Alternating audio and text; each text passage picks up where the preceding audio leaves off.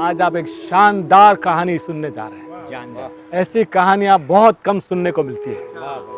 कहानी शुरू होती है जावेद अख्तर साहब और शायर लुधियानवी की। वाह भाई वाह। शायर लुधियानवी मिजाज के फकीर थे, पर बड़े खानदानी और रॉयल आदमी।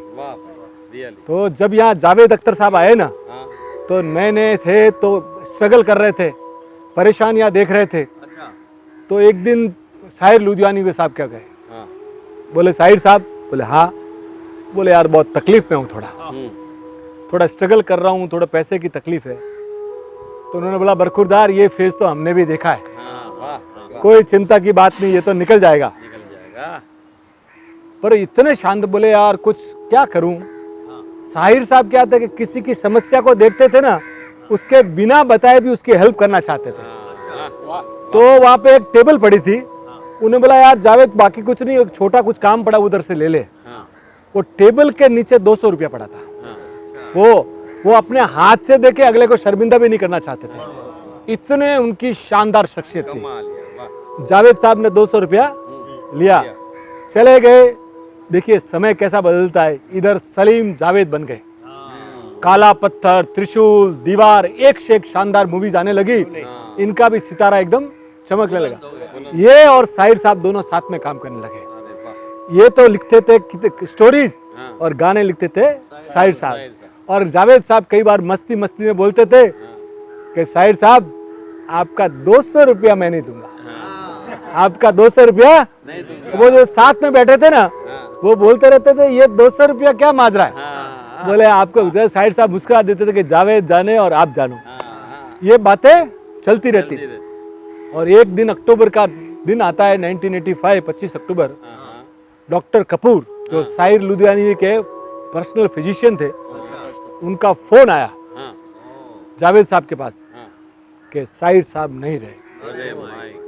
और जैसे ही सुना ना, जावेद साहब के पांव से जमीन खिसक गई कि उर्दू की शायरी का जो शेर था ना, वो हमको छोड़ के घर पे पहुंचे तो सफेद चादर में वो महान आदमी लिपटा हुआ है, उनकी दोनों बहनें बिहार चौपड़ा वगैरह सब खड़े हैं, और वो नम आंखों से जावेद साहब उनको देखते रहे। सुबह ये जो जू कब्रिस्तान है ना, जहाँ मोहम्मद रफी साहब, तलत मोहम्मद साहब, मधुबाला, एक से एक जो हिंदुस्तान के आला कलाकार हुए, जिनको यहाँ सुपुर्दे खाक किया गया, दफनाया गया, वहाँ पे शाहिर साहब को लेकर गए। शाहिर साहब वहाँ पे पहुँचते, वहाँ जैसे पहुँचे पूरी पब्लिक आई हुई है। अब जावेद साहब के आंखों से आंसू नहीं थम रहे थे कि यार क्या आदमी था। उनका चेहरा देखा तो उनको देखते उनके उधर, उनको जैसे पूरे मुस्लिम रीतो रिवाज के साथ उनको दफनाया गया। तो जो पब्लिक आई थी वो धीरे धीरे धीरे धीरे सब जावेद साहब वहाँ बैठे रहे। उनका बड़ा गहरा नाता था, तो उनकी आंखें नम हो रही थी, वो बैठे रहे, सब पब्लिक चली गई। जावेद साहब अकेले रह गए और एक दो जने और रह गए। और जब जावेद साहब बाहर आ रहे थे ना, तो पीछे से आवाज आई कि जावेद साहब, जावेद साहब। तो देखा कि एक अशफाक साहब थे। वो एक तबस्सुम जी करके एक राइटर हुई है, उनके हस्बैंड है। और वो तबस्सुम जी शायर लुधियानवी का बहुत रेस्पेक्ट करती थी। तो बोले यार वो क्या, सुबह सुबह उन्होंने सुना तो वो नाइट शूट में आ गए, तो कुछ लेके नहीं आए थे। बोले जावेद साहब आपके पास कुछ पैसे है क्या?